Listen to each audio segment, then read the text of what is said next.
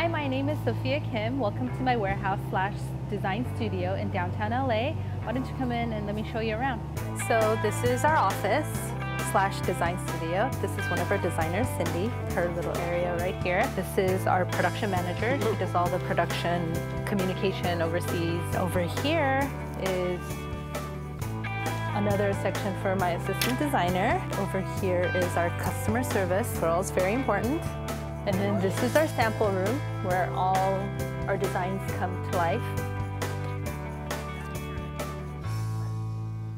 The Isabelu girl is a very stylish, very classy, sexy girl. Our customers are anywhere from 20 to 40, and the pieces that we provide are pieces that you can go from day to night, meaning wearing flats, wearing the blouse to work, but in the evening putting on heels to go out to a dinner or a date. I like to make my clothes functional. Like, I don't just do high-end couture designs where not everyone could wear it. I like the ease of the everyday wearing clothes and feeling good about yourself. I always have something unique about every garment that I make, whether it's beading or it's studding or if it's chains off the shoulder or if it's embroidery.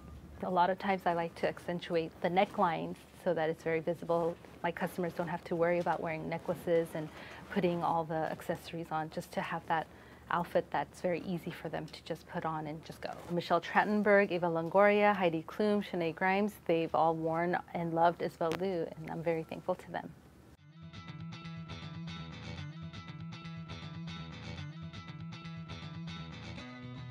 I'm inspired by the woman just walking down the street that may have an interesting garment on, the shape of her body, because I do design for women. They're my biggest inspiration. I get inspired by paintings or fabrics or even jewelry or shoes, even the color of a car sometimes, the way they do the exterior with the interior paints, the different coloring. A lot of things inspire me. I look for that inspiration wherever I go. When I design, I first gather up my idea of what, kind of like a theme, of what I want my collection to look like. And then I make a presentation board so that my team and I can sit through it. This is my mood board. So we start off by collecting pictures and inspirations and colors and all the things that we want to incorporate in our collection. And then from there, I find the materials that would fit the garment. I use a lot of silks, I use a lot of jerseys, I use a lot of jacquard fabrics, which are textured fabrics. I use a lot of prints. A lot of times I get my embellishment ideas from my prints because I want the whole collection to be collaborative and be presentable as a collection. I get the fabrication. I look at the swatches and see what body's going to work with what fabrication, and in this case I chose a jersey for a romper that I did, and then I start sketching the silhouettes. And then here's the rough sketching of what I want the garment to look like. Then I go into having my assistants do the flat sketching, writing down what kind of stitching, what kind of detail, what color yarn, what color stones, and then we pick out the materials for the beading, and then I send it over and have my sample makers make it, come back, look at it again. Is it what I thought? Is it what I envisioned? And then I make changes. And then we get the garment, which this is the final product. We have this beading here that we did. From here, we go into a photo shoot so that the customers can see how the body looks on. And this is our latest photo shoot that we did of that garment. And then that's pretty much it. My educational background actually is sociology. I graduated UC Irvine. I did not go to fashion school. I think this, as an artist, like, it was just in me. I just had the eye, I just had the passion for what I do now.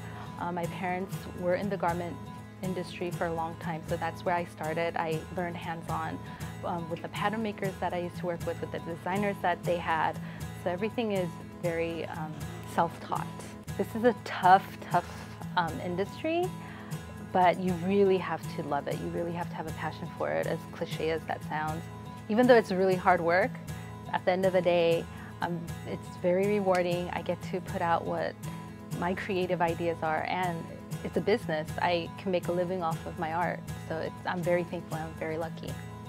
Getting a job in the fashion industry, and whether it's you're counting buttons or, cutting trims, as long as you're in that environment and you get to observe and watch what other designers do, as well as the pattern makers and the sewers, you have to know everything. So I just think it's just, you have to have that mindset of, I'm gonna really work hard, I'm really gonna learn, and I'm really gonna watch, is the advice that I would give to students.